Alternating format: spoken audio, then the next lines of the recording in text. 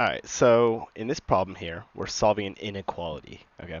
Now guys, when you're solving an inequality, the first thing that we need to do is we need to solve for when this expression is actually just straight up equal to 0.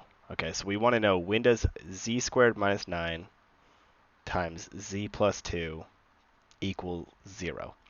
The reason why we want to know this is because if I ever have some function just snaking along up and down the x, y axis, and I wanted to know, hey, when does this function less than 0, right? Well, that would be in these intervals. That's where it's less than 0, right? But something to notice, those intervals are all defined by these zeros of the function, right? Every time the function is equal to 0 is telling us either when one of these negative intervals ends or when a new one begins. Ends, begins, and ends. So what we want to do is solve when does this equal 0. It's simple enough. When you have things equal to 0, you factor it and you set those factors equal to 0 themselves. So I want to know what makes z squared minus 9 equal to 0 and what makes z plus 2 equal to 0, right? If I could solve these, then I solve this. Well, z squared minus 9 is going to be equal to 0 when z is 3 and negative 3, right? Because if I factor this, I would get difference of squares, right? Z minus 3 times z plus 3 is equal to 0. So z must have been 3 and negative 3. So I know my solutions are 3, negative 3, and when does z plus 2 equal 0? When z is negative 2. So those are my solutions for when it's equal to 0, right? Now, knowing when the function is equal to 0 is not enough, right? Let's say all I knew in that thing earlier was that if all I know is that my function is, let's just put it this way. If all I know is that my function is equal to 0 at negative 3, negative 2, and positive 3, I don't know if it was positive here or negative.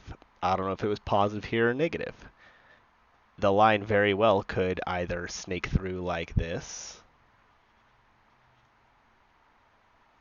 or it could snake through the complete opposite way. It could snake through like this. All right?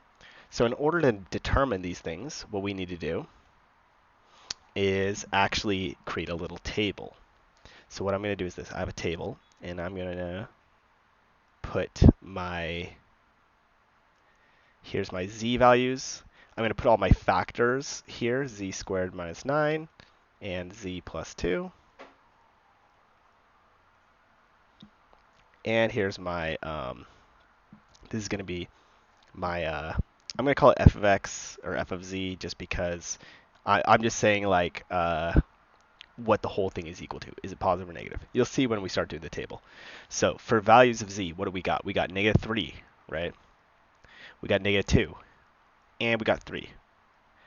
But we don't just want those values. We also are going to put some values that are around these numbers. So for example, what's a number less than negative 3? Negative 5. A number between negative 3 and negative 2? Negative 2.5. A number between negative 2 and 3? 0. And what's a number bigger than 3? Let's use 5. So what I'm going to do is this. I'm going to say, when I plug negative 5 into this factor here, is it positive or negative? When I plug negative 5 into z squared minus 9, well, negative 5 squared is 25, minus 9 is 16, which is positive. Cool. What about when I plug negative 5 into z plus 2? Okay, negative 5 plus 2 is negative 3. That's a negative number. And so now here what I'm doing is I'm saying, okay, when I multiply a positive with a negative, the whole thing would be negative right there. Okay? So we know that when z is negative 5, this function here is less than 0. When I plug negative 3 in, I get 0, which makes the whole thing 0, right? We knew that already. It didn't really matter too much. Negative 2.5, let's test this one out. Negative 2.5 plugged into z squared, right? Negative 2.5 squared. Fun fact, negative 2.5 squared would be 6.25. And 6.25 minus 9 is negative. Fun fact, negative 2.5 plus 2 is also negative. So two negatives make a positive. So I know that the function z squared minus 9 times z plus 2 is positive for a value of negative 2.5. Okay, cool. What about when I plug in negative 2? Well, we already saw earlier that this was 0, so the function is 0. Okay, what about when I plug 0 in for z? 0 squared is 0, minus 9 is a negative value. And 0 plus 2 is a positive value. So a negative times a positive makes a negative for the whole function.